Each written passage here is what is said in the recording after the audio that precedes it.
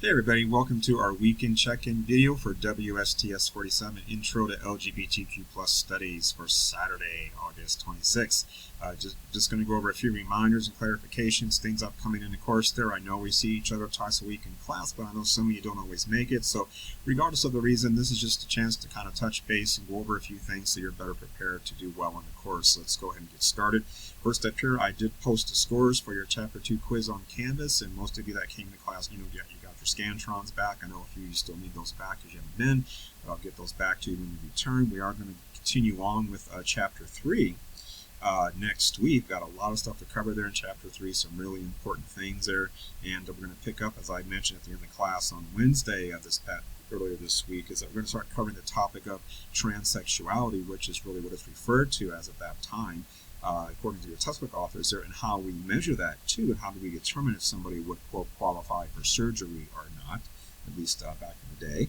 We're also going to be drilling down into that classic debate of nature versus nurture in terms of what explains, in this case, somebody's sexual orientation. And again, there's been a lot of attempt to explain why isn't somebody heterosexual. So, we're going to be taking a look at what the science and all the evidence says about why do people ultimately identify as being gay or lesbian. So really interesting stuff there. We're going to take a look at genes, hormones, brain anatomy, all kinds of studies on families and twins, adoption, etc. There are lots of good stuff there.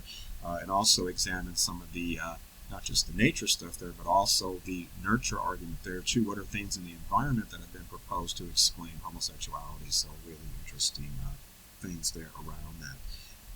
Also, we're going to be taking a look at how both those with a, quote, gay agenda and a, quote, anti-gay agenda, how they have used the same body of science and evidence for their own political purposes and ends, and how both of them may be committing some problem because of doing that there. So it's pretty interesting stuff to think about, some food for thought, so to speak. And that's really what we're planning to do most of next week there, Chapter 3 on Monday, and also a bit there on Wednesday.